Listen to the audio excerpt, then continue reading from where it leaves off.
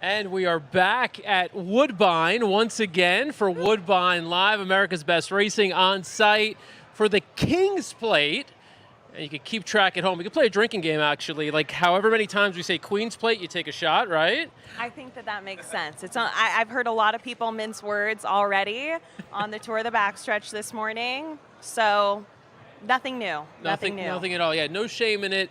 For the first time since 1951, they'll run this as the King's Plate.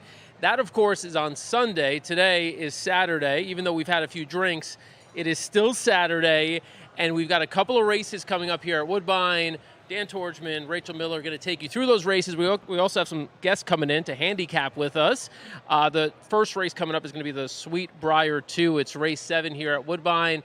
And then the 9th race is the King Edward Stakes, a Grade 2 race on the turf. Lots of money to be made. I'm excited to make money. You were excited to see some horses this morning. Your first time at Woodbine, your first time in Canada, is that right? Period, across the board. I had to double check this with my parents. I was like, when I was a baby, you guys didn't like take me into Vancouver or anything, right? Being from the West Coast. And they were like, nope, that's definitely a false memory that you've planted in your head. So first time in Canada, in Toronto, went into the city and checked that out last night. I'll talk about it more later. A pirate ship was involved. And this morning got an excellent tour of the backstretch courtesy of our friends at Woodbine. Got to meet some of the trainers that have King's Plate contenders and even got to see one of the horses that I'm sure we're going to talk about a lot. And this is a tongue twister. Calco Kaipu. Oh, you nailed it. Which means Wanderlust in Finnish. Beautiful. And that's a really awesome story, again, with Ted Holder, his first ever horse in the King's Plate. And we got to go check out the place, the grandstand from which he watched his first ever Queen's Plate back in the day. And he talked about dreaming about thinking that could be him with his horse someday. And it's another striking gray, Arcangelo-esque. So super excited to see that, in addition to Kevin Attard's barn, who has 5 horses now. Yeah, and he won the King's Plate, the Queen's Plate as it was last year. And he's always fully loaded with horses. He's got a great barn. I actually like one of his horses to win the King's Plate. We're going to get into all of that, of course. We want people to jump in the comments. We see you watching, so just drop us a line. Tell us who you like in these upcoming races here at Woodbine, just so you don't think we're messing with you. We're going to show you right here some of the horses at Woodbine getting ready for the Sweet Briar 2 Stakes. We also encourage you, if you're so inclined, to join us in doing what we do here, and that is we have one of our heroes here. His name is Alex Probst, member of the video team, who heroically is also on beer run duty today. Thank you, Alex. What is this? It's a Stella Artois. Okay, and good pronunciation, one Alex. of the finest that you can get here at Woodbine. Yeah. You insisted on that. Yeah. It's a fresh from the tap. You're good. All right, folks. Alex Probst there. You can catch him on the internet and wherever you consume your best content. So Stella here. Looks like you got a little bit of a rosé there. A bit of sparkling rosé. So cheers to that. I was so parched. I needed it. Sorry. I don't blame you. It's allowed. So let us know how you're enjoying this afternoon. I see we got a couple of comments here. Let's see if they're appropriate. Oh, we have our first prediction. Kalik. That's a prediction for the King's Plate tomorrow. Hey, coming in hot. Right? Is that one you saw? No, right? You didn't see that one this morning. No. Again, it's tough with those big fields like the Derby. I know that when pressed, we take to the backside. Sometimes it takes the full week leading up to Derby to actually catch all of the horses that are in the 20-horse field. And King's Plate with 17 horses, no different. Equally difficult to capture all of them, see them in their element. And again, in my first time at Woodbine, the backside of this track is expansive. Truly barns that go on forever. Looking out at the course behind me, the grassy areas. I mean, it's gorgeous. It's stunning. I'm having the best time ever. And are we going to pick some winners for this next race? Winners. You touched on a couple of things, though, that kind of are interesting to me. So you mentioned 17 horses.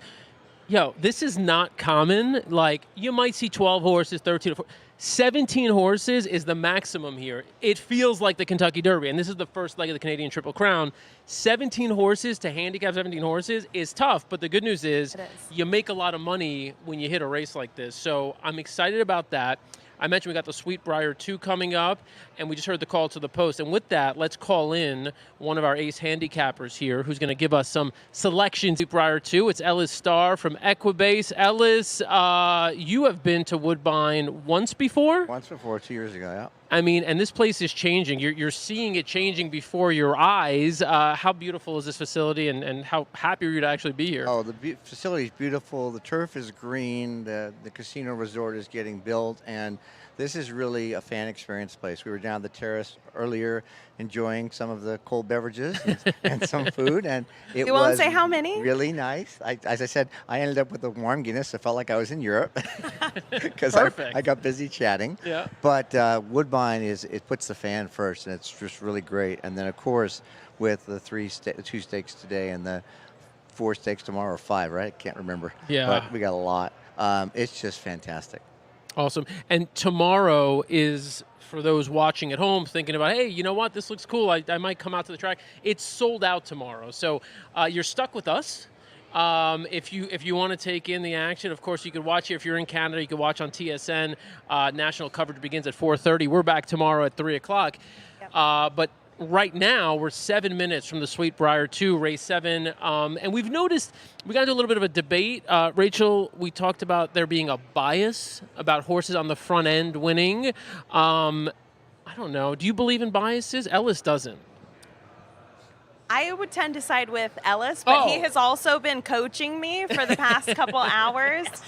Between his warm Guinness, I'm probably the reason why it got warm, as I kept pointing to each race like, okay, let's break this down. Talk to me, and yeah. at the start of the day, race 7 is one that I flipped to, and the first one that I looked to you for an opinion and kind of breaking some of this field down. So what's the analysis? Well, in spite of the fact that I think we've seen a lot of horses winning wire to wire in this race. Every race. In this Every race. horse that All goes to day the front. today. Hey, Rachel, have you ever heard about the immovable object and the irresistible force?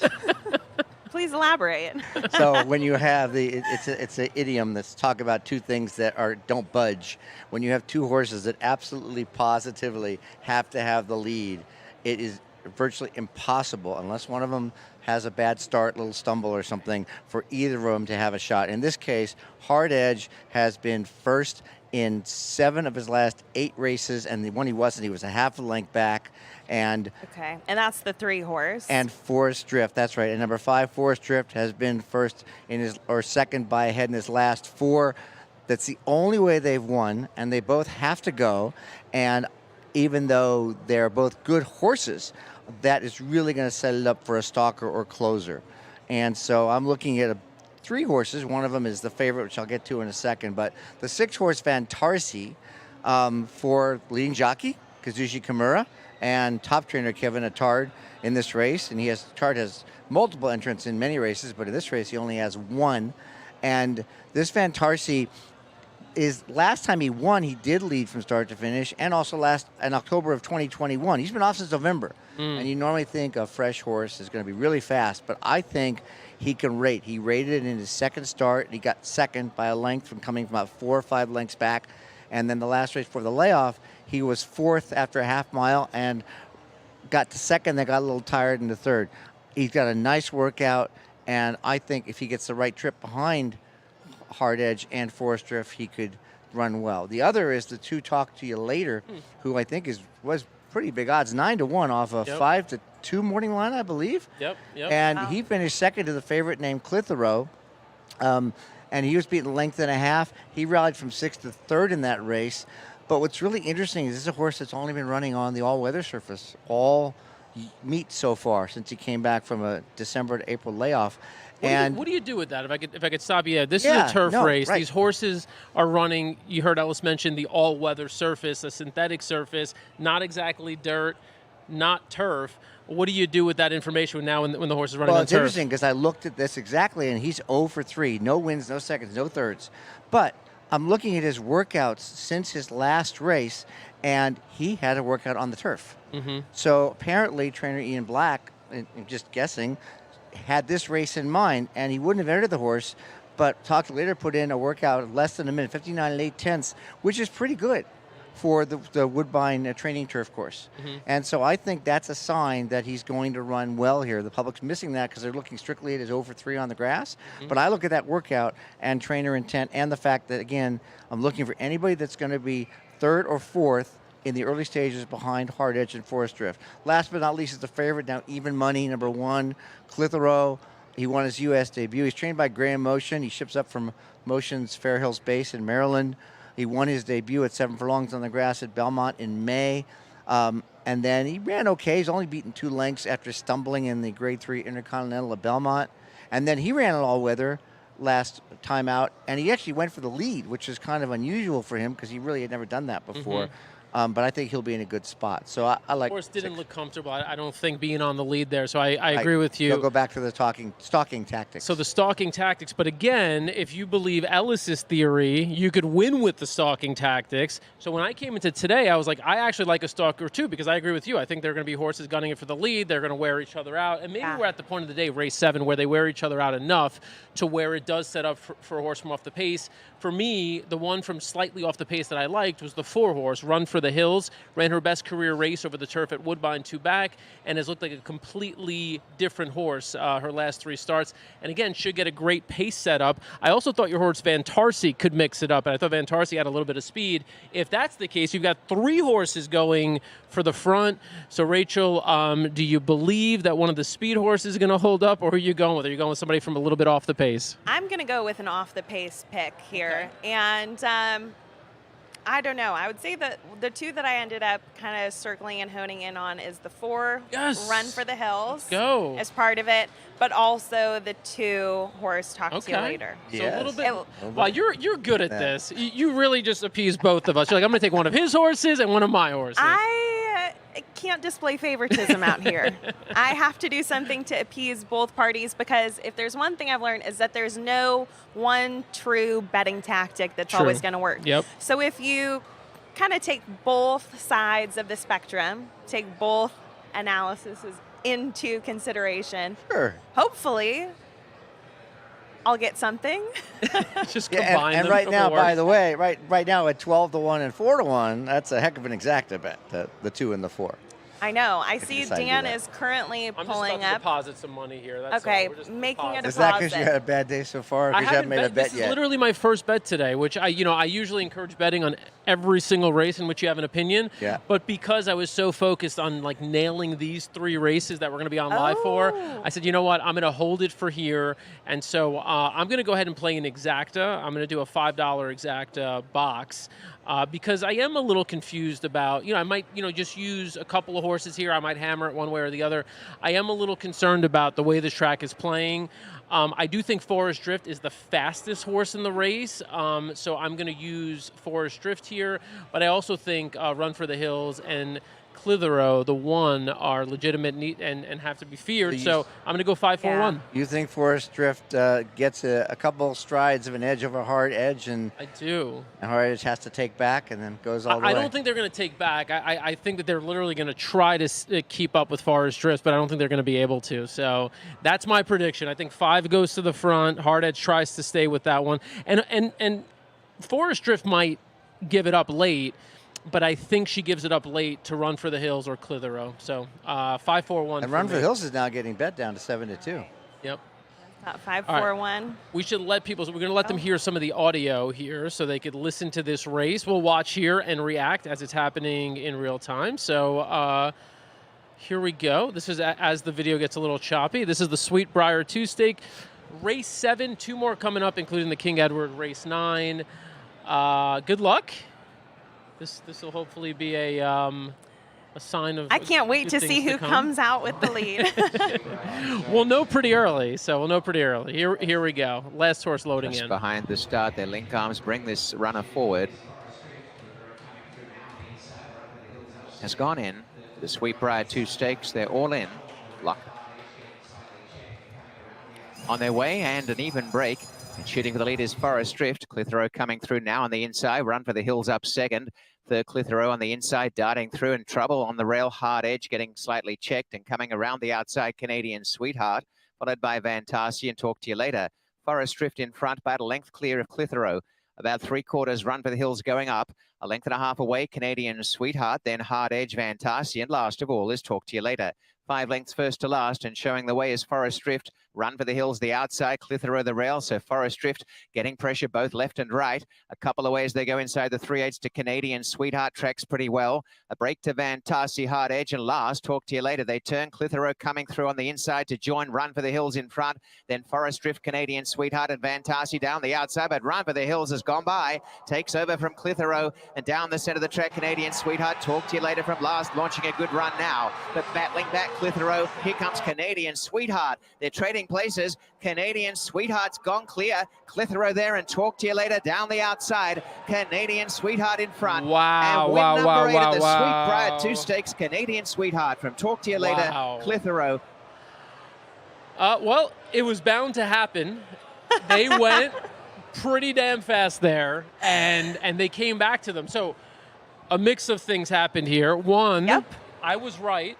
The 5 was the Okay. fastest horse. Had that one. Yeah.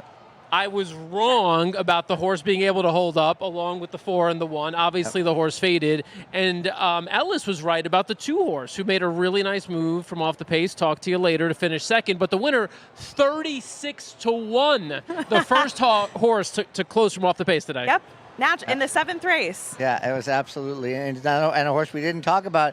I mean, he did do this back in March at Gulfstream when he rallied from 5th to 2nd, got moved up to 1st, but he just didn't look like he fitted the stakes. But my gosh, was that a great ride by Sally's to get up from virtually last, I think, and the 2 was just behind him. The 7 got a big jump on the 2 mid-stretch, and the 2 starts flying late under Ryan Munger. See, and like I said, if I covered both bases, I got the You were 2 right. in here. You were right about the 2. Stick to the guns. Were you surprised that the 4 4 decided I was very to surprised. go for, and the 1 also, we thought he was uncomfortable last time, but apparently that was the plan again. Yeah. Right And, into and the had teeth. they not done that, Yeah. the 5 that I liked would have been loose on the lead. But of course, they weren't going to let that happen because they're also handicapping and the jockeys are watching the races play out. And so they realize the horses on the front end have been winning all day. Why would they sit back? So as it turned out, Leo Salas, the beneficiary at 36-1 of a 3-way pace duel. They did a 1/4 mile in 22-1 and a 1/2 mile in 44-2. Wow. Very Amazing. friggin' fast. 44-2, yeah. Very no. fast. Especially, look, these are this is a grade 3. Is that right here?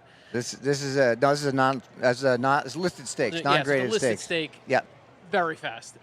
If these are grade 1 runners, that's one thing for a stakes race like this, which is just a level. Let me put that in perspective. Last year's Sweet Briar 2, which was run on the main track, well, that would be not the same, but they went 46-2 on the lead. Yeah. So they went 2 seconds faster today Yeah. for a 1/2 mile, which is the majority of the race here. So, yep. Yeah, that's significant. 2 seconds in most sports. And You can get a lot of damage done, Yep. especially when you're 2 whole galloping on a horse. The comments, the comments, very, very quiet. The chat has gone silent, which I'm assuming means, people are watching. I assume no one hit that. If anyone did hit that, let us know. Let us know what you bet in this race. And of course, we're going to come back. We'll show you the payouts here. And Ellis, you'll be back in a few minutes to cover the big one in a little bit. Yep. We have another guest who's going to come on here with us right now. A little bit of a change of pace here. We've done a lot of the gambling action here, and now we're going to kind of take you a little bit behind the scenes. So one of the people here at Woodbine who works directly with the horses here, Mr. Dylan Dunn, joins us. Dylan, it was a little bit of a challenge to get you to find this damn place where we got you. I've never been here actually. I'm always out on the track looking up here and curious how to get up here. Yep. Oh. Well, cool. And of course, we didn't even have time to give you the whole primer, so obviously No, the mic I'm- has got to be so close to your mouth to pick up the Okay, I've never used a microphone before actually, so first time for So everything. we're gonna learn That's what we together. live It's for. our first time too, so we're gonna we're basically all Oh, trying nice. this. So Dylan, give us a quick history. You work with the horses on the backstretch. You're an exercise rider in the morning. Tell us what that means first of all, and then tell us what else you do here. So basically, I come in the morning, I get on my set horses, I gallop them around the track, make sure they're moving properly.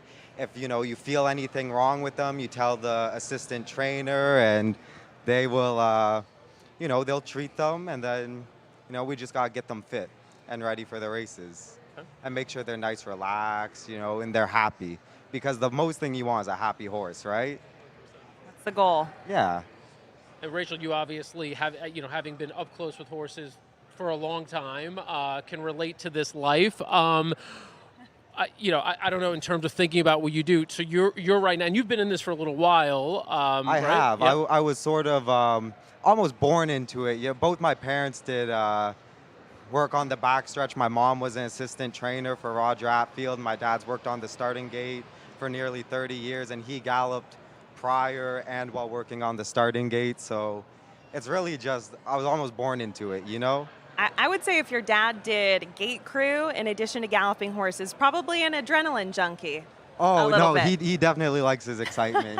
It's a fun job. Getting to ride the horses and be around them, and when they like to mess around a little bit, gets the heart pumping. It gets exciting. It's very boy. enjoyable. Oh boy. So today, in watching these races, are you seeing horses run so far today that you've galloped and exercised? And Yeah, you know what? I'm very lucky. I've got a chance to sit on almost every horse for Mark Cassie, who I work for, because I gallop Wow. for him in the morning. I go up to the farm after the track and get on his horses there. And the one that just won, actually, I'm very good friends with the trainer, so I was very happy for him to see him win that race Okay. just now. Could have given us a heads up. You could have told us something, so we could have bet at Shout it 36 to into the 1. set. You know what? You will have made some good money off of that one. Yeah, so 75. So if you bet here, let's put the payouts up. Oh, if you yeah. Bet Canadian Sweetheart to win for $2, you got back $75.70. Oh yeah, I could have made a little bit of money off of that one, but I wish I bet. Usually I'm not a very good bettor, but Yeah. I'm only a good bettor when I don't bet, Like you can't lose anything, right? Oh yeah. Can't lose anything. And I want to see, I'm waiting for the exacta payout. So you would imagine the exacta is going to be big too, because the runner-up was also a big price. So they've removed the payouts. We'll let you know. I don't see anyone in the comments saying they hit the race, so I'm assuming not many people hit that Across the exacta who are board. watching us right now. No, probably not, but it did didn't sound like a lot of people, were got cheering? the right bet, Yeah. I love it. And I mean, okay, so take us more into the full scope of your job. Dan said that galloping is part of what you do. What's some of the other stuff? And I guess what do you want people to know about what all goes on in the backstretch and what that kind of livelihood is like, why you do what you do? Elaborate in any direction. That was a lot of questions to them. Sorry. Yeah, no worries. I'll try to remember the answers for that, but really, it's just about enjoying the horses. We're all here because we enjoy the horses. We enjoy working with them. They're such great animals. And back here, everyone knows each other. It's a very nice environment, Everyone knows each other. Oh, good morning. It's great.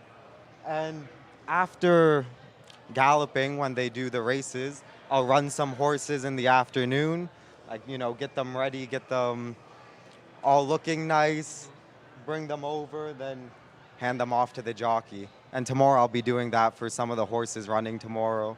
And there's a horse in one of the stakes races you mentioned. You're like, let me come in today. By the way, as I'm looking at your muscles bulging through your arm, I'm also thinking like it'd be a bad look for me to run away crying because there are two bees on the set.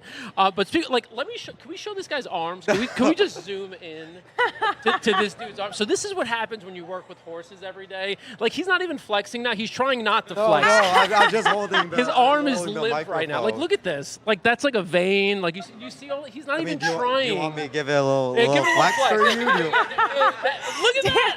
Oh my gosh. Lord. It looks like there's an egg stuck underneath. yeah, seriously. Thank you. But that's The way the Dan's like Muscle Beach Yeah, and the nosebleeds at Woodbine. because literally I'm looking at this dude and I'm like I gotta go. Like there are two bees here and I'm like, oh man, this is a Oh bad no, look for they're me. fine if you don't bother them. I think they're just trying to get a sip of your beer. That's what it is, the sweetness of yeah. the beer. But that's one of the benefits, right? Like you are in peak condition. Oh no, like it keeps you. For example, today I got on 16 horses, so Oh that's my a pretty God. decent amount. So My it God. definitely does keep you fit and in shape. And some of these horses are like, let's be honest, they're nuts, right? I mean, they just drag you, they pull you, they don't care what you want them to do, right? Well, you know what? Their main job is to go fast. Yeah. So, in the mornings we try to make them go a little slower just so they keep Save it for the race, right? Exactly, because if you sprint every day, your ankles are going to get sore, your knees are going to get sore. So we have to try to make them go slower. And I'll be honest with you, some of them get really strong, and sometimes there's not much you can do about it. Yeah. But So for anyone that says thoroughbreds, you have to make them run. Clearly, we got to make them go not the case. slower, if anything. But and they do like to mess it because they're top athletes. Yeah. So sometimes just a little gallop in the morning isn't enough. So they got to get their energy out in different ways. Like they'll start bucking. Some like to rear up. They just got a lot of extra energy to get out. But do you have and I just wonder this, and I know we talk about the jockeys every day who, it's brave work, right? Like getting on these horses. Yeah. Do you feel any fear, or are you so confident in your ability to manage the horse? Well, I've been riding horses for a long time, so I feel pretty comfortable up there. Whenever they mess around, I think it's exciting. When the heart pumps a little bit, I like that feeling. Yeah. So when I kind of like getting on the ones that mess around a little bit. It just makes the morning a little more exciting. It's almost like coffee when you get a tough one first thing in the morning. That's awesome. The adrenaline junkie lifestyle. Yeah, So just like your dad, right? Just like the family, right? You inherited this runs. blood. Oh yeah, Runs in the pretty veins. much. Just put the blame on him. Oh, definitely. That's why I like riding the horses. It's in my genetics basically. I can see that. Yep. What's next for you? What is the end game for Dylan Dunn? Are we going to see you as a jockey in the afternoon? Do you want to be a trainer? What do you want to do? Oh well, as far as being a jockey goes, that ship's kind of sailed for me. Okay. I'm a little bit too heavy. You're too heavy. Oh yeah, you have to be. Dan, you just made him flex. That there was like 5 pounds in Are one your muscles way bicep. too much? Are you too strong? I don't want to try to brag, but technically yes. You have to be 120 pounds. Uh-huh. Like 122, I think, is the max. Okay. I sit at 160 right now. Are you 160? Yeah, Okay. so You carry it very 40 well. pounds Yeah. is would be a little tough for me. I think eventually the end goal for me is I want to own a few horses for Okay. myself, train them myself, because I enjoy doing the galloping. I enjoy just spending the time with them, cleaning out their stalls, brushing Wow. them off. So I just want to have a few for myself, and hopefully they'd be all right that I can make enough money just having a few of my own. And getting horses through the sale, because there are big sales that go on. I want to break horses as yearlings and then put them through a sale.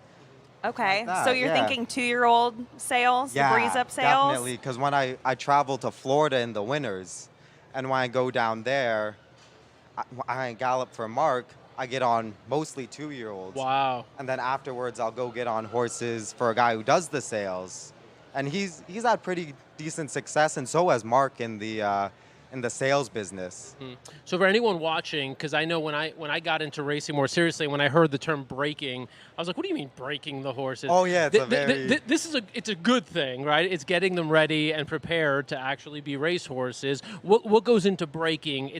You're not exactly crushing anything. No. Some people prefer to use the word starting because it's just a softer way of saying it, because breaking does sound a little harsh. Yeah. But essentially, you're just teaching young horses the ropes. You're putting the saddle on them for the first time. You're going to be the first person on their back. And you got to get them calm and comfortable with someone on their back. You have to tell them when to swap their leads at the right places, because everything has to be in a race, automatic and fine. Yep. So you're the one starting that off. You're getting all that real pedigree, all that real seasoning into them. Oh yeah, you're trying to bring out the best of the horse. Yep, that's awesome. Yeah. Well, Dylan, you were really generous with your time. We brought you up here. We know you've got a lot of responsibilities, so we want to let you get back. We're going to follow your career. We're really excited to have met you. All right, thank you. It's been a pleasure. Nice meeting both of you. Great, thanks for coming on. All right. And looking forward to see if there's any trained horses with your name on them coming through, or even through the sales ring. That Maybe, hopefully not in that next couple of years. Maybe Just He's like, don't put any pressure on me right now. I'm gonna pick back up the mic and say, stop that I just want to talk get already. a little bit more educated Yeah. before I dive a little deeper. yeah. Venture in. Well, you're doing, All right. again, super impressive. Dylan Dunn, again, thank you for taking All a right. few minutes with us. Thank you for having me. It's been a pleasure. It's been awesome, man. Take it easy, guys. All right, so Dylan Dunn is going to be checking out, and checking in is going to be Byron King with some more analysis as we wade through the great race card here today, and of course looking ahead to tomorrow, King's Plate 2023 at Woodbine. Byron, of course, from the Blood Horse. And Byron, not only a colleague, but also just an awesome dude who I've come to know a little better the past couple of years. And yeah, I was lucky enough to get to ride around in the car with Byron this morning as we did our backstretch tour together, and had some really great, thoughtful conversations about kind of where the industry's at, things that we can be doing better as a sport as a whole, which I love. It's all about kind of coming together. All it took was us traveling to a different country to finally have a conversation, I guess. Yeah. But this morning was awesome. I mean, it was, and I enjoyed chatting with you all. And I ought to come on here more often. If all these compliments, it's like this would do wonders for my ego. You know, whenever I'm like down, I'll just get on with the ABR people, and they can pump me up. Yeah, we can do that and also provide drinks as well from time to time. The one thing I will say that we'll have to work on for the next show is getting a box for me and Rachel to stand on so that we're not completely dwarfed by you. I didn't realize you were this damn tall. Well, I don't have guns like that man's biceps. That was. You've got the height, though. I don't think my thighs are that large. We all have different gifts. You're blessed with incredible height. Well, yeah. I got lucky on the height department. So, but he has a great job. I mean, I was just thinking about that. No wonder he's ripped. 16 horses in a day. Oh my God! And then he said he's with he Unreal. works all the 2-year-olds. So I mean, those are the ones that are going to be most headstrong and take you where they want to take you. Yes. You couldn't pay me to do that. When I was prepping yearlings and on the ground with them, we would say it was like flying a kite. Because sometimes with me, I'm 5'2". I'll note that I have heels on right now. So normally I'd be perched with my chin sitting on top of this table. But you would get taken for around as a kite with some of these colts yearlings. So I can't imagine being behind a 2-year-old horse regardless. Obviously, being a jockey was never in the cards for you, though. No, it wasn't. Although when I was 14, I took some riding lessons because I hadn't grown. I was literally that 99-pound, freshman kid in high school. Okay. I'm thinking, boy, as long as I don't gain 15 more, I'll be all right, And it was, but I couldn't get posting down. So my career as a jockey wouldn't have gone very far. So picking up the lead is tough to do. Yeah, it was, but as you mentioned, I didn't really have the body type for it. So, so you went straight and I didn't have into the hops for basketball, so that would. Let's write about horse racing, which actually, horses, as a career, I feel very privileged that I've gotten to do that for 30 years. So it's a great sport, and with some ups and downs, but it's one that I've had a lifelong passion for. So. And clearly a good eye for. I know that I'm always keeping my eyes out for kind of your picks leading up into some of these signature races. Obviously, we're going to get into this next race on the card with you, but King's Plate wise. Yeah, what did you guys see this morning? You saw some of the King's Plate contenders, right? Well, we saw one being grazed, but didn't see any on the track, so I can't really, if you can pick a winner watching one graze, that one eats really good. Really mad I like the way he is diving into that grass. I was like, you're not going to attempt to even pronounce the name of the horse that we saw grazing? That's Kaiko Kaupu. I hope I got it right. Kaiko Kaupu? That sounded right to me. We're going to have to do a review. We got to do a I'm not check on that. Not finished, but Kaiko Kaupu. But it would be very, very hard to say that one quick. But he does look like a cool horse. I did, didn't look super big, but it's just a really heartwarming story about perseverance from the trainer, Ted Holder, who trains this horse, born in Barbados. Really, he's had to struggle. He had, for a period of almost a decade, he only ran 4 horses. I'm going to have a story in the Blood Horse on him, and also Kevin Attard, who trains 5 horses and won the Queen's Plate last year. So I just think it's an interesting story of perseverance and getting to one of the most coveted races for a Canadian in the King's Plate. So it's pretty good stuff for him, and he's got a real contender too. So we mentioned at the top, for the first time since 1951, this will be run as the King's Plate. It's been the Queen's Plate all these years. Kevin Attard, who you mentioned, won it last year with Mora.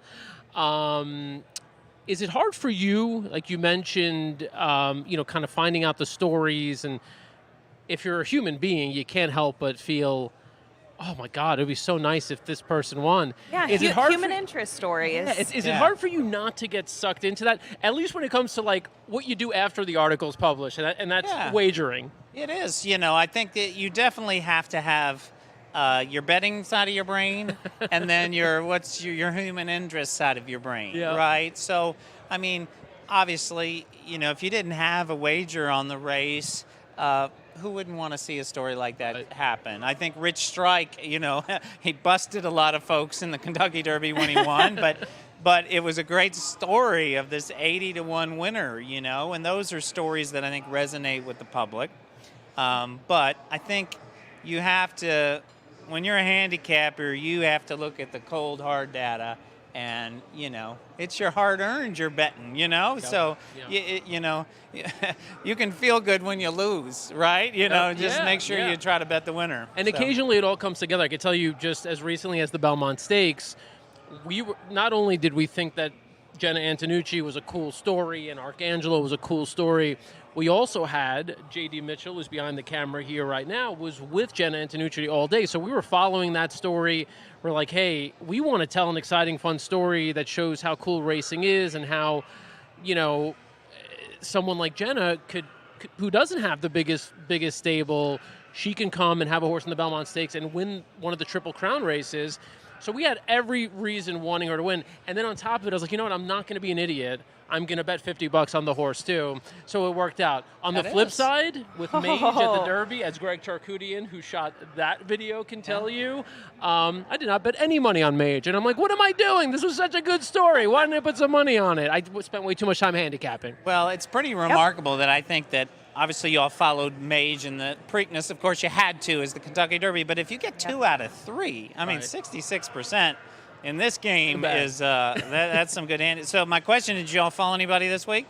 If so, that's who I should go bet. We're not, but my heart, and I'll say, and we'll kind of elaborate a little bit more, is on Wickenheiser. We were here for the plate trial, Woodbine Oaks Day, and Wickenheiser ran what I thought was a massive race, and she has the pedigree, I think, to go, just run all day. If her trip is clean, I think she'll be fine. So that's my pick. Give us real quick a pick. Have you been able to look at these next couple of races, or you just want to talk a little bit about the plate? I can talk in more general terms. I can't give you like a trifecta. I know like Cheryl Spite is running in the upcoming race, and I'm familiar with some of them. Dan can't either. Yeah. But I have handicapped in more depth the plate, so I can speak a little better in terms of on that front. But this upcoming the King Edward is a good race, and in fact that's one of the great things about just this weekend is they have a number of graded stakes races, and Moira, who we were talking about, the Queen's Plate winner of last year, is in the Dance Smartly tomorrow, which precedes the King's Plate. So, and then you've got 2 baby races, and there's a 6 furlong race on the Tapeta. So I mean it's a good card. It's a good card. I mean, this is one of their elite programs. It's probably a lot of U.S. players are probably maybe a little more familiar with like Woodbine Mile Day and those kinds of things. But it's a big deal. So let's do this, Byron. Let's get your pick in the King Edward, which is the 9th race, not this race that you see on your screen. Okay. And then let's get you on the record with a plate pick, and then we're going to bring in J.D. Fox to talk this 8th race here. So those watching can get a bet on this one. So who do you like in the King Edward? Well, I think Cheryl Spite is really interesting. They took this horse to Japan to run, and he's a horse that has been talked about. I think it was the COVID Kentucky Derby. They thought about running him. And they've always thought a lot of him, but his bread and butter is racing on the grass. When he went to Japan, it was on dirt. So I think he's going to be tough in here. Okay. He's trained by Roger Atfield, who, of course, is this legendary he's all right. trainer. Yeah, he's all right. I've heard of him. So I think he's going to have him fit. I mean, obviously a little bit of a layoff is a question. So, but he's a high-class horse. Okay, and in the plate? The plate, we were talking about the Ted Holder horse, I would love to see that. But, when I look at a race like the King's Plate, which is a restricted race, I'm sure you've probably told your viewers about, it's for Canadian-bred 3-year-olds and so forth. So a lot of those horses have been running in restricted company, and Calic has been running in graded races. In fact, at grade 1, just 2 starts ago, he won the Pennine Ridge, a grade 2 at Belmont. So I think from a class perspective, he's the class of the race. Now, he's unproven on the Tapeta, and he's shipping up here, but on paper, he's just been running against a cut or 2 higher. So I think he's going to be awfully tough. Calic, who's trained by Chad Brown. Now, he's 3-1. I'm not giving you a big price there. But I do like the filly that you mentioned. Is it pronounced Wickenheiser? I'm not a huge hockey person, so I'm not perfect on that. But she, as you mentioned, Dan, is very well bred for distance. Yep. She's a half to Belichick, who was second in the 2020 Queen's Plate and won the Breeders', which is the final leg at 1.5 miles, the final leg of the Canadian Triple Crown by Lemon Drop Kid. So that's a horse with a really exciting pedigree. And the one that beat her, Elysian Field, is very talented as well. Mark Cassie has won the plate twice with fillies, and he's running her. So those are just, that's probably my Don't venture try. into the territory of throwing out too many. We got you on Calic. You're on record. Okay. Yeah, That's I your know. horse. You win. You're a Locked in. hero. Wipe the chalk from my eyes. No, we got you on Calic. It's okay. Look, a winner's a winner. So let's do this real quick before we bring in JD. Tell people where they could find you and your work, especially your work coming out of this weekend. Okay. Well, that's the Blood Horse at bloodhorse.com. And, of course, I always encourage people to subscribe to Blood Horse Daily, which is our daily newsletter that just can pop into your inbox, email every day. And then, we'll also have our many, many features that appear in the monthly magazine of the Blood Horse. But in terms of King's Plate coverage, Blood Horse Daily, about an hour and a half after the race, they can read right up on my race recap. Awesome. All right. Byron, thank you for a couple of minutes here. We're going to let you get back to the action. We know you got to cover the King Edward here coming up in a little bit, so we'll let you do that. And we'll let you tag in J.D. Fox, who's right behind you right there. And then we've also got Roberto Rodriguez from the Daily Racing Form is going to join us in a couple of minutes. We appreciate him hanging tight in the on-deck circle here. Thank you, Byron. Appreciate you.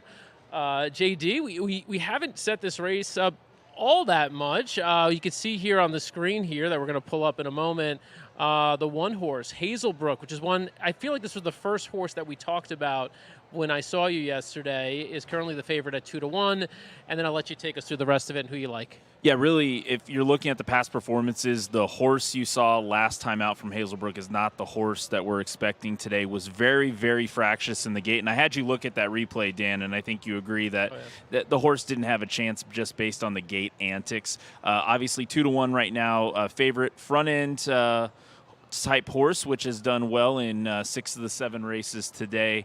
I'm going a slightly different direction, though. The 5 Aubrietta, I think, comes in with a strong chance here for Mark Cassie with Patrick Husbands aboard.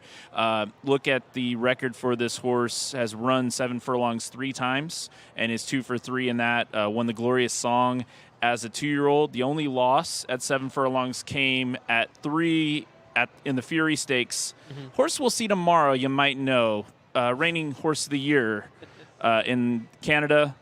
Moira won that race. Yep. And then last time out on July 22nd, didn't get a good start at all and came 8 wide and beat everybody else home. So a little closer to the pace today. We're getting 5-1 on the board. 6-1 was the morning line. I didn't think we were going to get 5-1, so I'm very happy here with the 5 at 5-1 in this spot.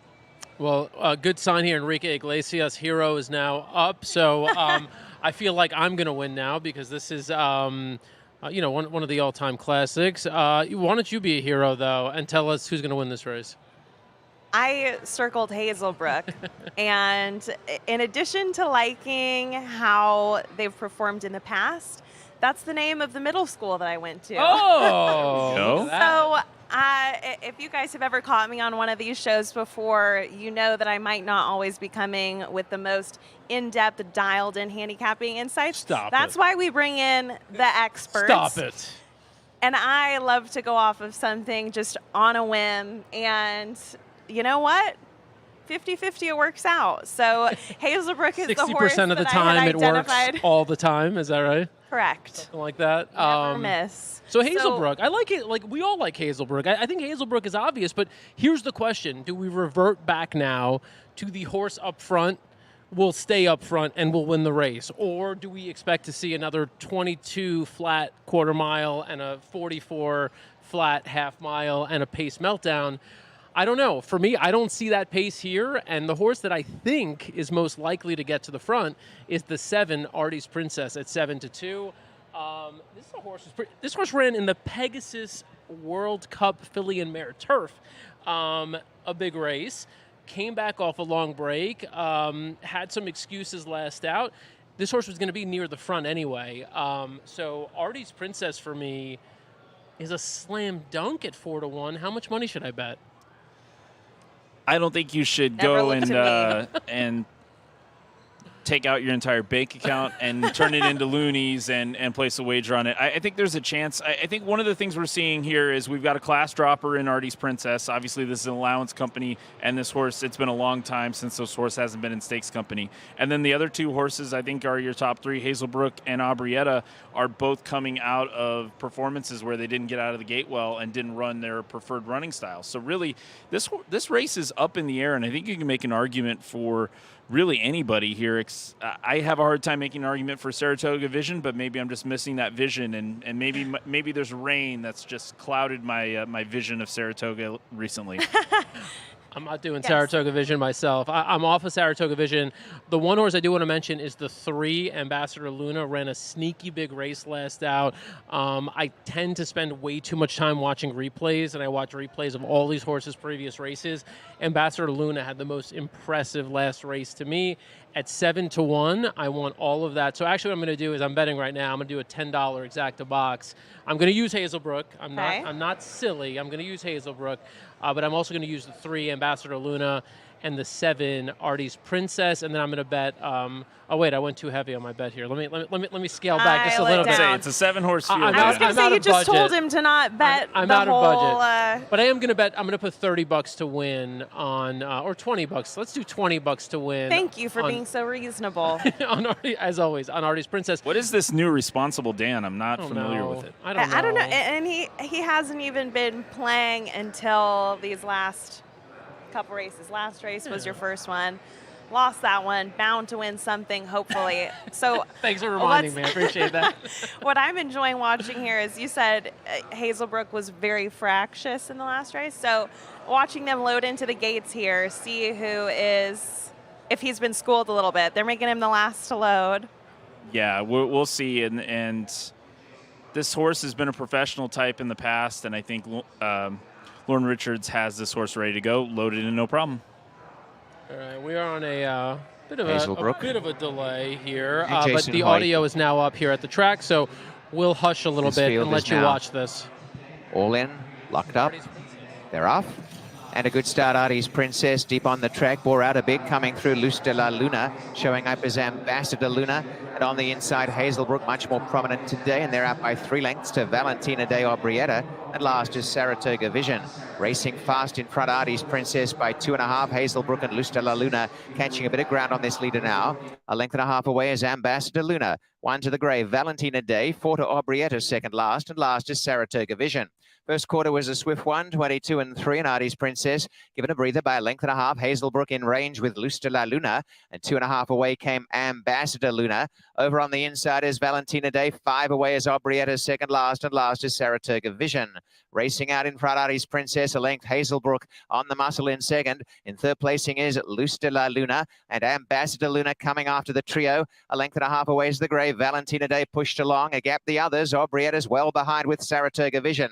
Hooking off the inside, Hazelbrook to go after Artie's Princess. Ambassador Luna's cruising in behind them.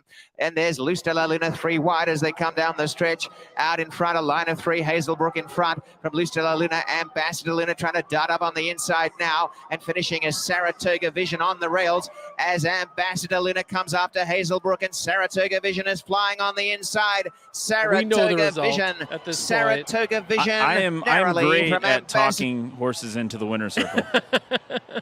We asked for it. I think that other people call that manifesting.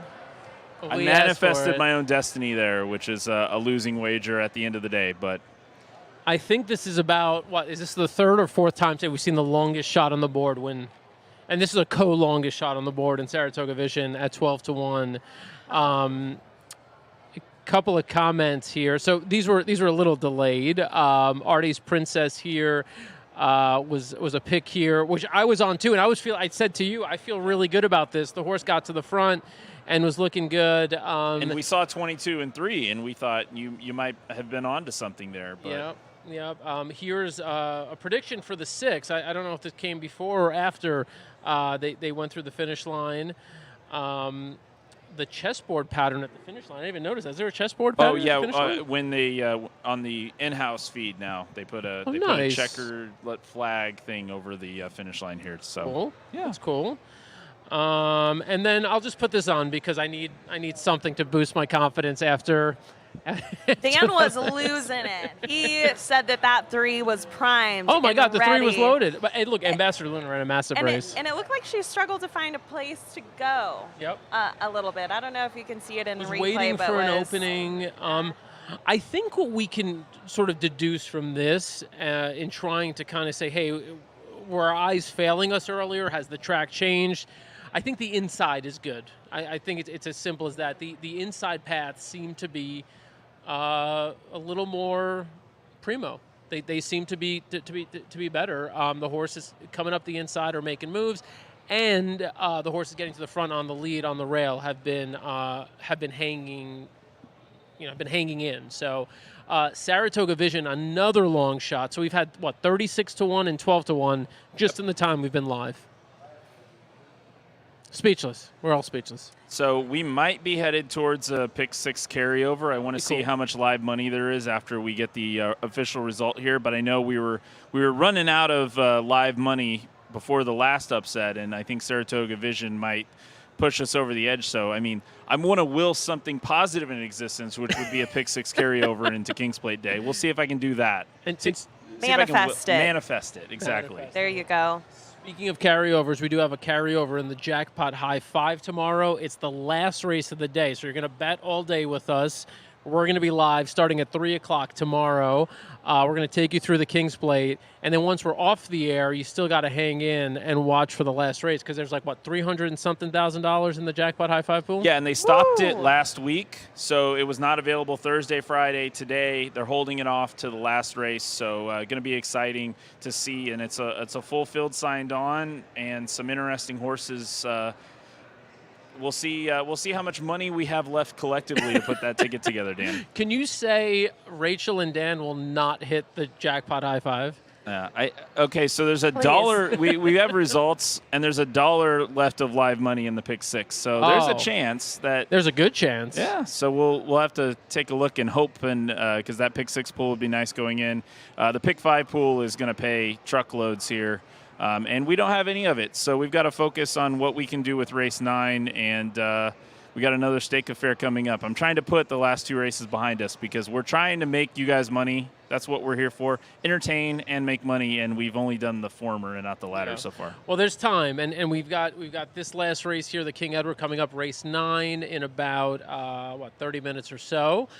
You're going to be back on with Ellis to give us some analysis, but for now, let's tag in Roberto to kind of get a little more info on something else pretty cool going on here this weekend at Woodbine. Our friends at the Daily Racing Forum, they're doing a bunch of Spanish content for our Spanish-speaking fans across the globe. And Roberto, first of all, I want you to do a welcome, if we could, because we do have people in Spanish in the comments commenting in Spanish. Let's do a welcome from Woodbine in Spanish, please. Well, bienvenidos todos a Woodbine, celebrando la edición número 164 de el Kings Plate. Tenemos este año por supuesto usted podrá disfrutar del mismo también a través de DRF en español a partir de las 12 del mediodía. Now, in Spanish, someone put the 6 horse. Was that you who picked the 6 horse just No, now? no, Okay, it wasn't you. me. Okay. No, it wasn't me. No worries. These are some tough races today. What do you think about what's going on here? Long shot, race after race now we're seeing. Well, if you notice, at least the turf races, the speed's holding. I think 3 turf races, wire to wire. So let's see. We have to look for the long shot right now. So keep looking for the long shot today. You good with that strategy? That's the trend these past couple times. So I don't know if maybe what the strategy should be for race 9 is simply bet on the longest shot. Just hope the trend continues. And then watch. It's going to be the favorite, the Right. lead wire to wire. You can't win, Yeah. essentially. Yeah. Well, Roberto, you're doing something that's really cool and really different. I'm not going to go ahead and set it up. I'm just going to let you explain what you're doing this year. You also did it here last year. You're doing it at tracks across the, across North America. So tell us about it. Yeah, actually, last year was the first time that we did the Queen's Plate in Spanish. So obviously, based on the success that we have, Woodbine, asked us to come this year to do it. The Queen's Plate, the Kids Plate now, and the Woodbine Mile. And when you say we did it, what exactly did you do on site, and what are you doing this weekend? Yeah, it's going to be the whole broadcasting. We started at 12. We're going to broadcast every single race with races analysis, comments, That's and obviously awesome. the race call in Spanish, which is the greatest part of the show. So That's absolutely awesome. So we thought, Rachel, we had it hard. We're covering 4 races tomorrow. You're covering every single race? Just 7 hours, 3 more hours. It's okay. Wow. I'm curious. You're not the one that is doing the race calling, are you? No, fortunately not. Have you done any race calling? Try once and that's it. It didn't work out? In the Churchill Downs Museum, I don't know if this is still part of it, but they have an exhibit where they'll play a race and you can practice calling it. And unbeknownst to me, they roll a script for you to read off of. Oh. And Yeah, the museum? It's Yeah. chaotic to try and keep up and memorize things. So, but still, even without calling the races, a full day of programming.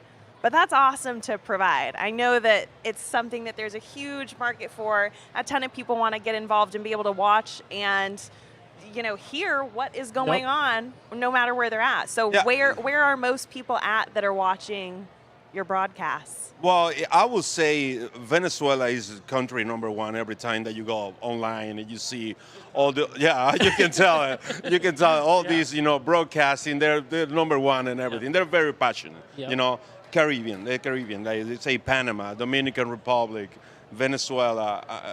That's where we get more the audience, and obviously, Spanish-speaking audience in the United States. So, but I would say Venezuela is number 1, if you ask me for numbers. So, and I know that there was a lot of fans around Derby, obviously, very excited with the way that There you shook go, you saw out. that, And were you saying that was this Derby or last Derby? You mentioned some viewership numbers to me when we first rolled up to the track today of everyone that I had don't know how many watched people watching. the Yeah. broadcast. What was that number? For Around Derby, I think you said. around Derby, the Kentucky Derby, you mean? Yes. I would say the Kentucky Derby, you can have easily 200,000 people watching, the broadcast. We did Kentucky Downs last year for the first time, the whole Kentucky meet, Downs, that's and it. we There have you a go. 250,000 views last year. It was the first time ever that Kentucky Downs did, provide this type of content. Actually, we will be back in Kentucky Downs this year. We also, it's a good opportunity to mention that we're going to do for the first time ever the Pennsylvania Derby and the Cotillion in Spanish as well. That's awesome. Yeah, park racing, recognize DRF in Espanol and say, hey, I want you guys here. You've been everywhere, so please come here, and obviously we're going to make it there. And I'll say this, and say it in English and Spanish if you can, where people can watch, obviously not only tomorrow, but moving forward. Do you go to DRF en Español online? Do you go to YouTube? Where are the places to watch? Actually, you can do both because we have the standalone website, drfenespanol.com, drfenespanol, no español.com. And also our YouTube channel, same, DRF en Español, DRF en Español. So that's the two platforms that where you can watch us and follow us every day. We provide daily content. We provide, 7 to 10 videos every week, handicapping, and I think it's a most needed audience, and here is the product. Yeah. And we do, and the reason why I said to say it in Spanish, not just the website, but the whole pitch, really. Watch us on, come watch us, is because we do. It's incredible, Well, even on our channels. Don't make it too easy for me, man. Right? No, you do. Let's do it. Yeah, because even on our channels, we have a lot of people who are like the comments are half in Spanish. So I can read that. You got a bunch of people. Yeah. Well, los invitamos para mañana 12 del mediodía en nuestra plataforma drfenespanol.com. Estaremos transmitiendo el Kings Plate, toda su programación, y también en el canal de YouTube de DRF en Español. Les pido que se suscriban también a este canal y apoyen este tipo de iniciativas. Good. I like that. I think you gave a little said, hey, also you could watch these You guys. see, I appreciate that. Thank you. No, dude. Like we've always looked at this as a family. Like Roberto and us, really, since day one. It's all about really building this thing, right? Like the more people who are in the fold, the more people we can communicate with in whatever language and whatever a type of platform that they're comfortable with. That's what we should do. And so I've always respected you so much for doing that. Oh, thank you, man. Yeah. I tell you this all the time. Now I think it's a good opportunity to tell you as well. Thank you. Since 2014 that we met, you were one of the first person that believing in me when I was like 100-pound lighter. But you're still believing in me. Oh. And I do appreciate, everything, all the support that you have, given me through all these years. So. Yeah. Well, you were 10 pounds lighter. I was 100 pounds lighter. I think that's what you meant to say. So, but no, really good stuff. So look, we've got to get his pick, right? We've got to get his pick in the King's Plate. Obviously, it's the big main event this weekend, massive field.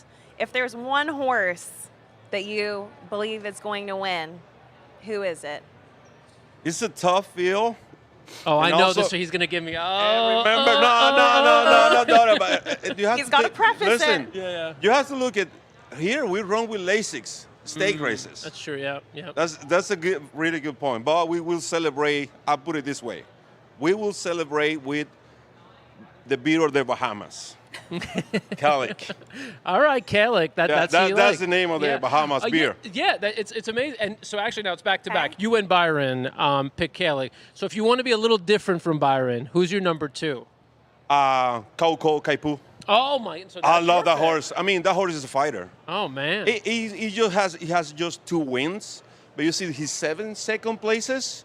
He's a tough horse. There. He knows the track. Yep.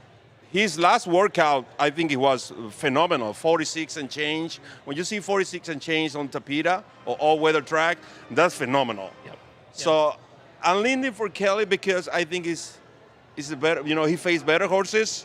And Shop Brown has 38% from turf to synthetic and 35% overall on synthetic. Yep. And if the Edward family show up, probably that will tell you something too. We talked about, and you, Rachel, you know a little bit about like the kind of like the politics of, or like the optics of. So he said Bob Edwards, that's E5 Racing. They're very connected. They own a bunch of horses. So the idea is if they actually travel to Toronto to watch this horse run, then they're not going to take that flight for nothing, right? They're only coming in for the win. That's what everybody says. People come in from all over the place. Listen, I don't care if my horse is 50-1, but if I run in a $1 million race, you're coming. I'll be here. Exactly. I don't care if I have to walk. Exactly. That's what I'm talking about. So everyone has their hypothetical theories, but I think that if you've got a horse in, this is, again, as we mentioned, a gorgeous track for spectators, and to take it all in, why not come? Yeah. There's also to take this a step further, there's the conversation about sometimes you look at the trainer, if they're wearing a suit, if they're wearing a nice jacket, and so, I don't know if you ever got into that, but every time you see a big race, They're pretty well dressed. Yeah, exactly. So, it's like, hard, it's hard to know. We're hard to say, dialing into all of the yeah. superstitions. And also, can I say, Roberto, with the shades, Looking, yeah. he looks cool. Yeah, yeah. Oh, And you when doing we so? Why first- do you have when we your shades first- there? When we first Come got on, on let's to do it. set, I said, Dan, should I just leave my sunglasses in my hair? I always forget about them. And I kept them on, not knowing that they would serve a purpose, to try Probably and look not. cool next to Roberto. It's not easy Dan's out of the It's club. not easy to look better than them, but Stop we it. can try. Yeah, right. We're, exactly. we're doing our best. Exactly. Still. I might have to leave the set now. But you know what? There you go. Why the hell would I when I've See? got these? There you go. So, Now we're good. Now we're ready to Now roll. we're oh, talking. Damn, this Now- is good. See, Oh, now- what's up? Let's Now go. we Make get some handicap money. raises. I have a feeling you're going to start hitting it now. Oh, yeah. I think that the missing piece was simply looking cool while doing it. I like that. Yeah, Now it's that we all. got that checked off. It's all about confidence. It's all about confidence. So now I'm feeling good. The King Edward Stakes is coming up here in a little bit. Did you have a chance to look at the King Edward for us? Or no? All right, we're not going to hold you to that. He has enough to do tomorrow.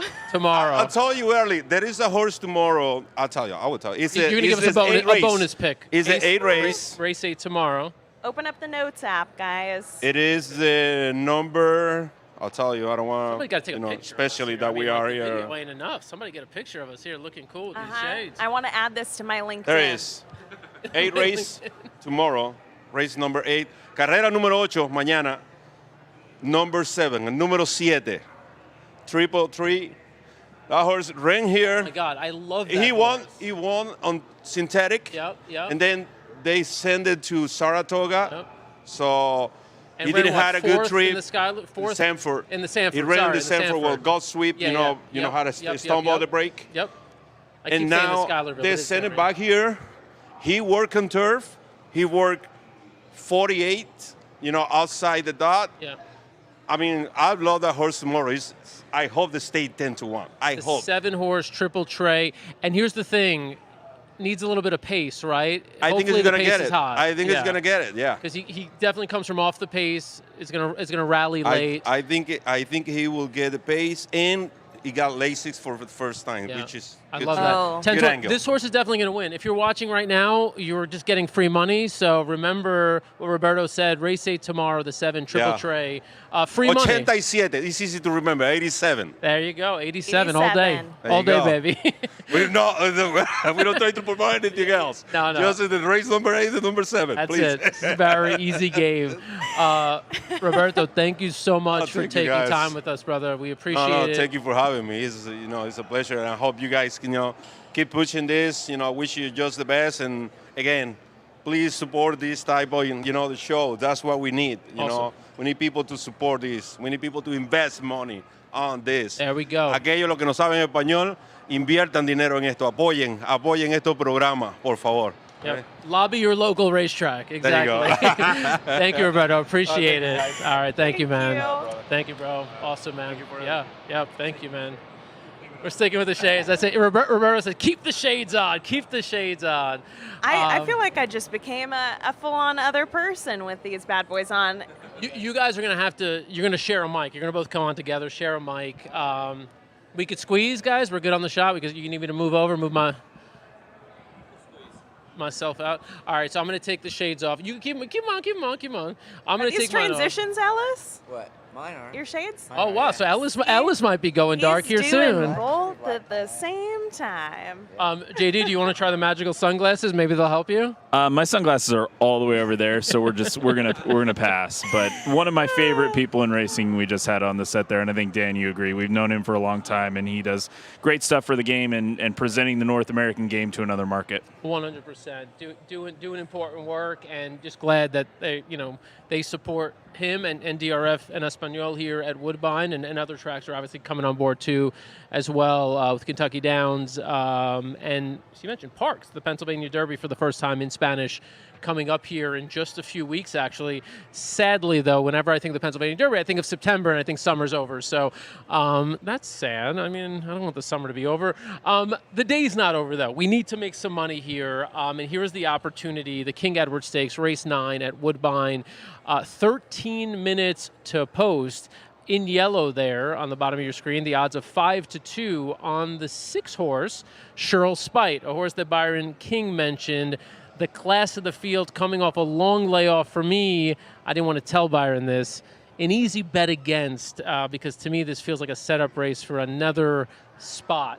So when you got a heavy favorite who you don't think is ready to win today, you take a shot against that one. I'm getting a lot of nods here at the desk, so I don't know who wants to go first, and let us know if you agree, and if so, where you're landing. Well, it was really interesting first to see Palo Alto open at 5-2 or 3-1. And that's the one horse, right? One horse, 4-1. right, off a 6-1 morning line, correct.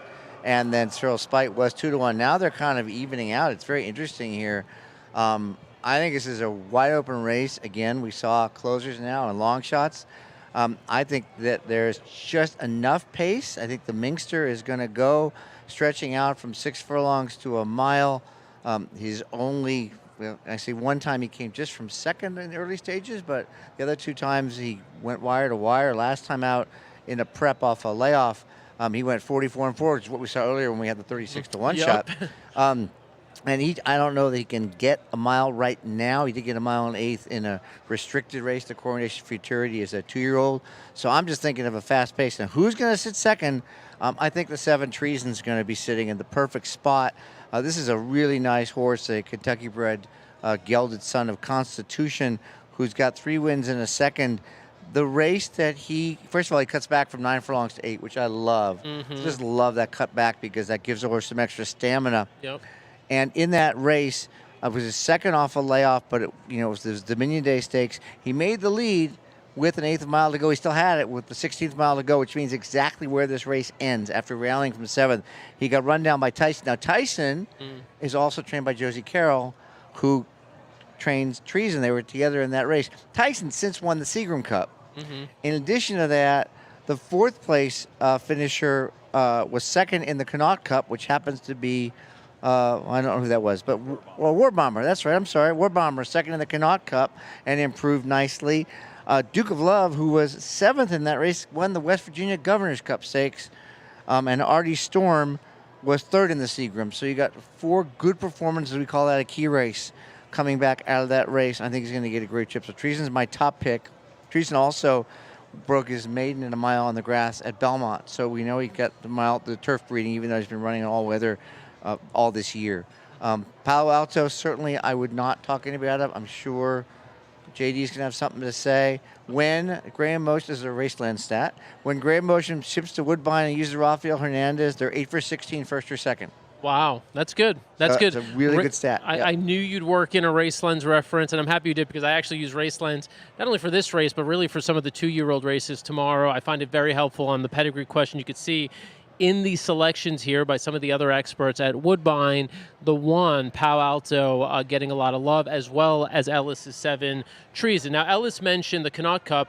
I want to take a look back briefly at that race and look at some of the two of the horses here who are going to be big factors coming up here in the King Edward. Racing free is Roaring 40s. A length and a half, Dream Shake bound for nowhere. Around the outside, Old Chestnut, War Bomber. Banff can't go on from the looks of it, and running is Churchtown, but still 6 or 7 off, and Lucky Score to the outside. And now Dream Shake races up to join Roaring 40s, bound for nowhere down the centre, and trying to get involved. Lucky Score right down the outside, and Churchtown is splitting horses now, and is running on, but got tightened, and down the outside, Lucky Score after Dream Shake, and now Churchtown and Old Chestnut, and trying to get up here, Lucky Score, Dream Shake in front, Dream Shake narrowly, Churchtown coming through, and down to the wire, Dream Shake's got it, Dream Shake has won from on the rail, War Bomber, the outside Lucky Score, and back and forth, Churchtown was caught in trap. So that was War Bomber and Lucky Score. Both horses in really, really good form. They both need some pace, and you'll note here the 2 and the 11 are scratched. The 2 Town Cruise and the 11 Hadassah were 2 of the faster horses in this race, speed horses. Without them in the race, I don't know what pace there's going to be. But JD, I know you've had your eye on one of the remaining speed horses, so tell us about that one. Yeah, so really, Dan, you mentioned Town Cruise, and I really see this race setting up like the 2021 Woodbine Mile that Town Cruise won wire to wire at odds. And we're seeing similar tote action on the 3, the Minkster, who tried to run them off their feet in last year's Queen's Plate and led for a long way. I really think we're going to see the Minkster out front here, and I really think that it's lone speed. I know the 7 has some tactical speed, but I don't think it competes with the 3. I could see the 3 wiring this field. And 17 to 1. At 17 to 1. Palo Alto, I think also interesting that I don't think we've mentioned yet, running on Lasix for the first time. So we'll see how that comes. But I wasn't incredibly impressed with that performance at Laurel last time out. I think that field is a field that Palo Alto should beat pretty handily. Laurel's the best track in the world. Well, I know. Except for Woodbine, of course. Yeah. But the field. I'm talking about the field. I'm not talking about the actual track, Dan. I'm playing around.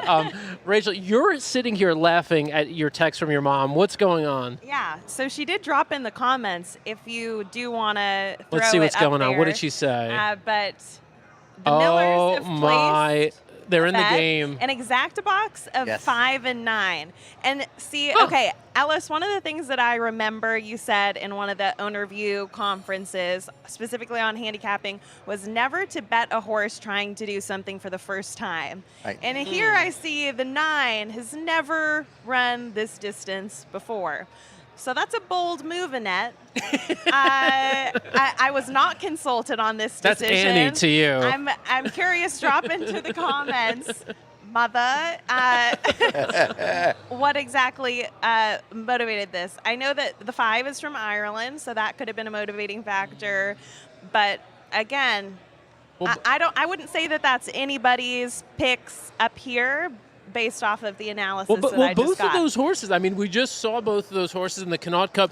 They're both really, they've run a couple of big races back. They both seem to be headed in the right direction. Lucky Score for Mark Casse, has been just a completely different horse this year. And War Bomber, the same thing. It really does, I think, come down to how this, how about this? How about this? The data. The data. Well, Not my mother getting on here and roasting me in front of all my friends. there we go. And look at those I faces, respect she it. said. I love it. Good luck, Mom. Let me support your mom and say one thing about like the horse. We mentioned the horse not having ever done something. Yeah. One thing interesting is the races on the E.P. Taylor course, which is the outer turf at a mile, are around one turn. So they're not a 2-turn race. So in this case, that 7-furlong race that Lucky Score just ran in and ran very well when closing for third ahead behind War Bomber, and that's the 2 horses she's using. That was a 1-turn race like this. The only difference is it's just a furlong longer. So this is a horse that's lightly raced with 16 races. So I'm saying that's an acceptable bet. I had the 5 and the 9 after the 7 and the 1 from my trifecta box. So and 5 is my number 2 choice as well. I'm 3, 5, 1, 7 in order of preference here. So I think War Bomber was pretty impressive last time out in the Connaught Cup, and we saw the replay just recently there. But I'm gonna ride this speed, and now I see a little bit in the north direction with the Minkster up You're to going 19 up. to 1. You're up to 20 to 1 almost here. You're 19 so to 1 right now. I'm excited. The wager has been placed hours ago. So let me tell you something. War Bomber, the same. I would have liked War Bomber a little bit more if the speed had stayed in, because I do think the horse needs a bit of a pace setup. So I thought the pace battle up front would have helped with the 2 and the 11 in. Here's another horse I'm salivating over, the 8-horse Conglomerate. So I initially thought Javier Castellano was going to ride this horse. He's actually not in to ride this horse. Rafael Hernandez riding? no, Patrick Husbands. Husbands. Oh, even better. I'll take. Well, sorry, Rafi. Poor Cassie. But Patrick Husbands riding. Yeah, I'll take that. I wanted to go back to the last race here. So this here, you can see Town Cruise is ultimately going to win this race, and there he is. Town Cruise is the horse who scratched out of this race. But look at where Conglomerate is at this point, and also keep an eye on how many other horses are going to make a move from the back. The answer is none, except for Conglomerate. And look at this move on the wrong lead, running awkwardly at first, now straightens out. Watch the end of this race. Watch how this horse moves. Look at all the other horses kind of standing still, and look at the 3 going by all of them. Just misses right there. I'm getting 10-1 on that horse right now. Are you freaking kidding me? 10-1 on the 8 Conglomerate? I don't want to put him in the winner's circle for you, but first of all, he was in for the claiming price that day. I don't care. Did you see that? We just saw it on video. We just saw it. Horses. Okay. He's getting animated No now. love? I think You ignited I the got him. fire. I No poked love? the bear. All right, at least one of our viewers sort of agrees with me. We've got 168 from Luis, who likes a trifecta here with the 6 Cheryl Spite and the 1 Palo Alto. 9-2 actually I think is a pretty fair price. Look, this is a perfect board for us. None of us like the 6 to win this race. We think Cheryl Spite is a spectacular horse, but not today. What that leads to is less money on other horses, and so it gives us a really good betting opportunity. Ellis is on Treason. JD is on the Minkster at 18-1. So Ellis on the 7, JD is on the 3. And where are you ultimately landing on here? Where's your money going? You know, see, I feel like I have to support my family's decision in this now. Or you could cover more bases. I could. Because I told you it was okay now that it's not, you don't have to worry about that. Yes, you never run a did. mile? It's like Okay. I can trust in you a little bit more. Oh, that's So, asking. I think I'm going to go with the 9, Lucky Score. Okay. So you've been It's where- convinced. Lucky Score is where it's at. Is where I'm landing. Are you concerned for me? I see you looking at my computer. Very Yeah, concerned. every time that Dan opens up He's and I making, see he's making another $100 deposit. I yeah. thought he was placing a bet. Nope, he's depositing more money in Well, there I mean, I didn't because hit. of the way I the mean, as last the couple viewers have races seen, I haven't hit turned anything. out. I've got to deposit more. See, I thought we were going to have a bonding moment because she said she was going to go with family, and I thought ABR family, and we are just going to get all of our horses in there. But no. She went another direction. no. But no, what I would recommend with the Minkster right now at 20-1 is a key box. So for those of you guys that don't know what a key box is, essentially what you're doing with a trifecta or a superfecta wager is you're taking one horse that you need to have in that wager, and you're going to place them in all 4 positions, and then you're going to box up a bunch of horses to fill out the position that your horse does not finish in. So with the 3, if you do a key box, a trifecta key box, for instance, you're betting for that horse to finish 1st, 2nd, or 3rd, and you need that to happen along with any of the horses that you box with it going together. So for me, trifecta key box here, keying the 3 with the 1, the 5, and the 7. Might as well throw the 9 in for good luck because that's the other yeah, one. we'll throw the 9 in for good luck. Cheap enough bet, right? Cheap enough bet. Yeah. We can do it. 5 and the 7. So nobody else is on board with Dan's pick of the 8. Well, I'm gonna tell you what I bet here. I basically did that the exact key box that JD mentioned with Palo Alto, the Minkster, and Treason. So I am Okay. kind of following you guys. Family. Rachel, I'm going to give you the last bet here. I'm going to put 9 in the top spot. Let me know who you want behind the 9. I'm gonna going to include the support 5. you. I'm Okay. going to put in Conglomerate. Okay, and Conglomerate. Let's throw the Minkster in there. Oh, actually, let's see if we could do this. Is this going to work? Things start spiraling out of control. A lot of buttons are being clicked. Oh, wait. See, I know that we can do the shared screen of the broadcast, but I would also love to show the insight of what happens and goes through Dan Tordjman's mind as he is picking his ticket. So it looks like horses are loading into the gate now. Yep, we've got. So I did a ticket. It's too hard to explain, but I did include the 9 on top in a ticket for you, and I put 1, 3, 5, 7 with the 8 under there. Oh, I'd go with anything JD says. JD. Okay. Yeah. Yeah. JD? Okay, we got a believer. Well, we'll see. Check back after this race. Yesterday, I would agree with you. Today, gypsy it's to been the another outside story. gate. But we'll see. Well, stay Let's forward confident. Throw now. those sunglasses on, even if field they're is all imaginary in. It's gonna be a sunglasses. great race. And the horses are off here. Will be off on your screen momentarily. So enjoy the King Edward Stakes. They stand, and they're off.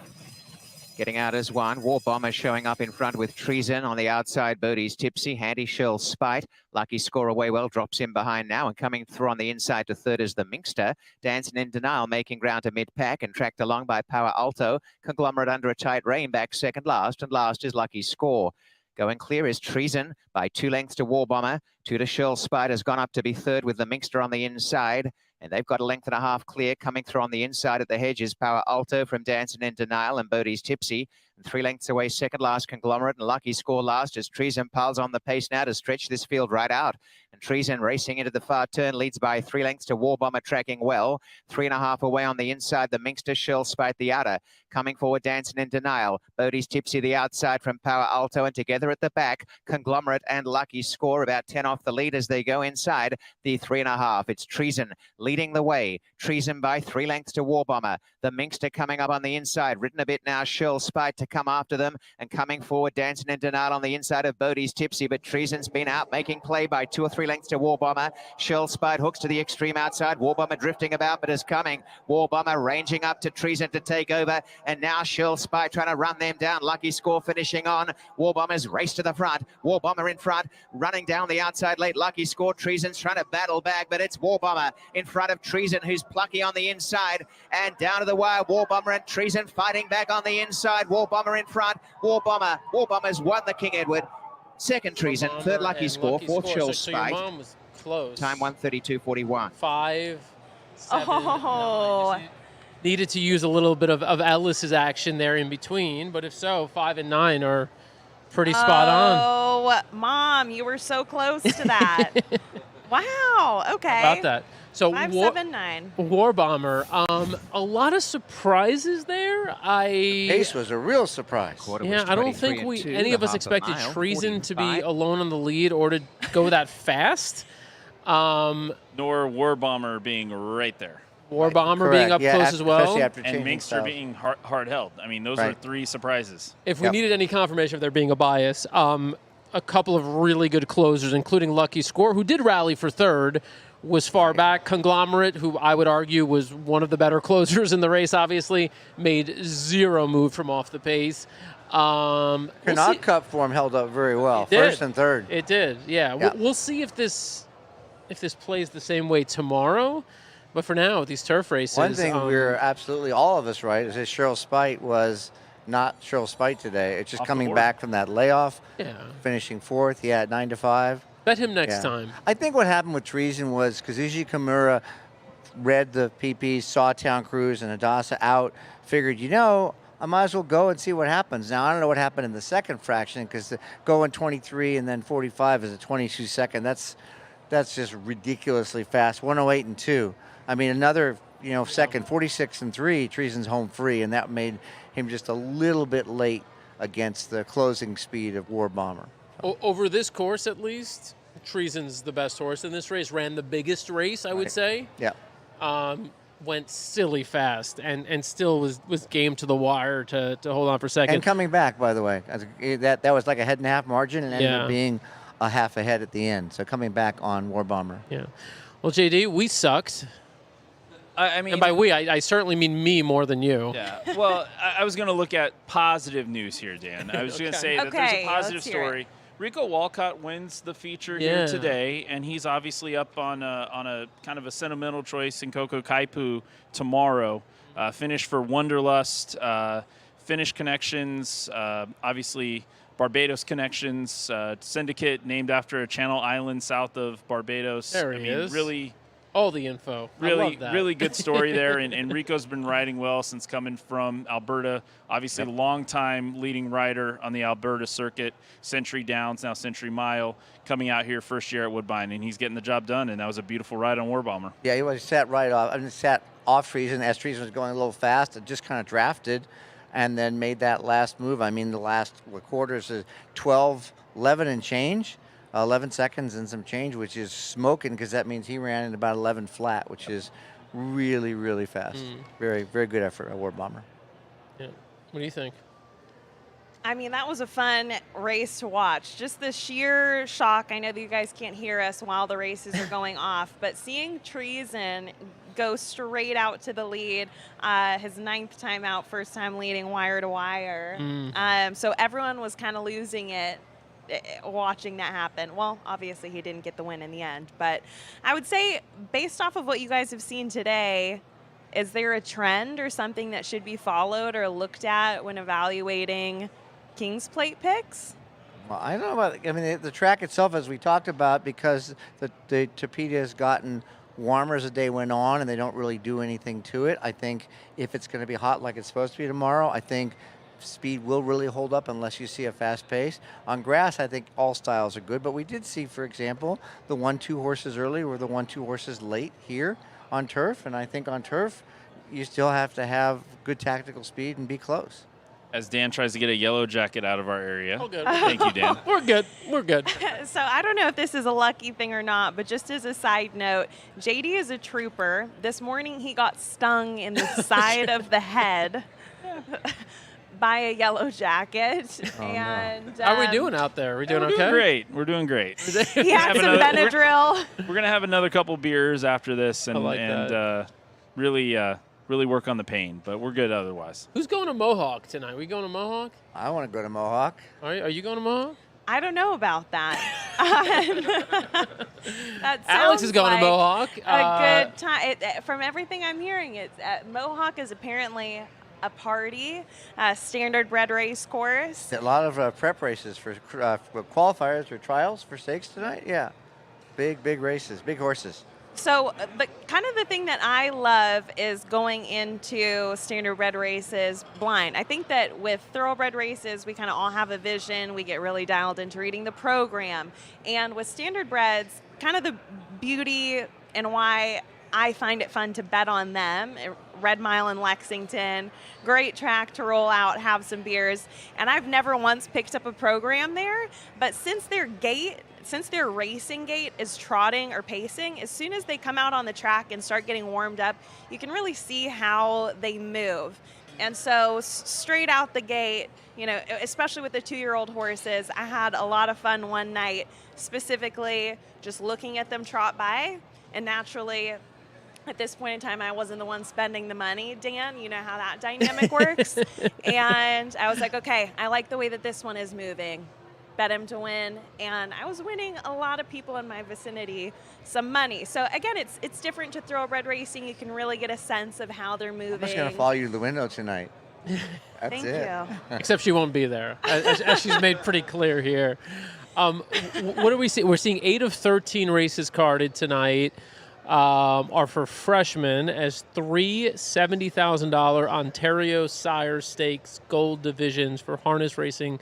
Pacing colts and geldings go postward, and then $30,000 eliminations for the $640,000 William Wellwood and $400,000 Peaceful Way. So the William Wellwood is the big one, and so that's the overview of Mohawk, and we may go and explore, or we may just send Ellis out there to report back on what's going on at Mohawk. I will take a hit for the team. It's okay. Hey, it's more opportunity to bet, and the way things have gone, I need more opportunities to bet. I do have a pick 6 update before we go. This is Let's unofficially according to JD Fox, so the track has not confirmed this as of yet, but it appears to me that there's 1 ticket alive to the 7, and everything else is a carryover. Get out, really? Huh. I need to confirm that, but that's what it appears. There's 27 cents. It says live left in the pool, and I think it's a single ticket to the favorite here. So Dan, besides the high 5 for tomorrow, you're going to have us do the pick 6 too? Might as well go for it. Sure. I mean, well, let's see. Let's not Most count. of the races are in it. Let's not count out this bettor who has the 7, who, by the way, I believe will be the favorite, right? That's will be the favorite. Toronto Titan, race 10. Yeah, we'll see. I mean, the horse is the favorite, so honestly, I'm hoping that horse wins so that we don't have to invest any more money. We don't get incentivized. Yeah, I to do. play the I bet. do want to get into that jackpot high 5 tomorrow. Last race of the day, $300-something thousand seated. Oh, not seated, but in the pool from carryover and money. mandatory payout, I think. And mandatory payout tomorrow. So A lot of fun. that'll be a good thing to bet. We're going to be on for the next couple of minutes, and then we'll sign off until tomorrow. Just a reminder, we're live tomorrow starting at 3 o'clock Eastern. We're going to have 5 races for you. We're going to obviously end with the King's Plate around 5:30 Eastern tomorrow. Do you want to tell the fans about that announcement they may have not seen about the King's Plate? Which part of it? The horse. The El Cojete is because of some mistake in earnings, which qualifies horses for now. Even though he is number 16, El Cojete is now on the also eligible list. And I know you named the horse In Silence. Enjoy the Silence. Enjoy We the cannot Silence. forget that name. Yeah. Enjoy the Silence is now in the race, even though he is 18. So for those handicapping, it doesn't make much of a difference because they got the same posts. Yeah. But if there are no scratches, then El Cohete does not run, Enjoy the Silence does. If there are any other scratches, then of course El Cohete should draw in, and perhaps even number 18 from that race. So folks should just know that it's possible that El Cohete does not run, even though you never know with race day with that many horses, one usually scratches. But Yeah. Okay. We don't normally have to worry about it with a full field here at Woodbine, but it was a $740 bonus that was missed. That was the difference between Enjoy the Silent getting in the field or being on the AE list that was missed. That seems like something that's possible to miss. miss. As a 2-year-old, the first race, a maiden special weight, there was a Ontario allowance event. Sorry. Yeah, I don't know what that was. Yeah, I don't know what that was either, but that's good info. Are there any, I mean, I know we're kind of winding down. Are there any Depeche Mode fans in the chat? I was just about to say that, Dan. And I would thought that I was really going to impress everybody with my musical knowledge. Take it back. I didn't say anything. Drop Depeche it on. Mode fans? Yeah. Anyone? Anywhere? A clear bet. Yeah. That's always fun when a name makes it easy to get behind a horse. sure, it's a Swami, like Toronto Titan in the last race. There's another one. Because it was what? Canadian Sweetheart? Right, Canadian Sweetheart today also won. Yes, Long correct. shot. So let's hope Yep. that another Canada namesake that's a favorite can actually pull through and carry some money over into tomorrow. Yeah, I have efforted, and yes, it is only one live ticket to the 7. Everything else carries over. We're probably going to get sued, but whatever. Just Spotify. I just have my Spotify on. I don't even know what this is. So we're back tomorrow, 3 o'clock Eastern. If Enjoy the Silent wins, I'm going to... Oh, wait. Who shut that off? Uh-oh. I think there's a ghost in these rafters. The trademark police. That might have been a sign, Dan. This is such a good song, right? I mean, the greatest song of all time. Can we agree? I think you can sample 30 seconds legally. What's that? I think you could sample 30 seconds legally. Well, I don't want to get totally sued. He's like, put the mic down. I think you can do 30 seconds. Can you 30 hear it if I do seconds, this? yeah. Right? Just make sure you're doing 30 seconds.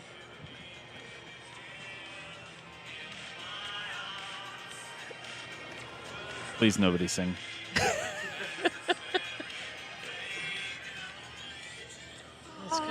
It's a reminder that we shouldn't even speak, right? Just let it happen.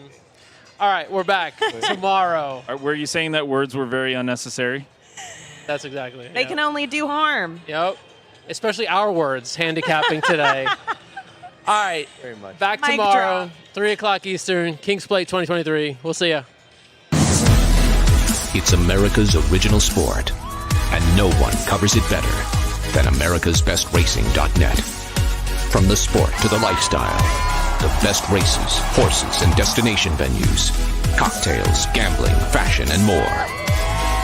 americasbestracing.net is a sport for you.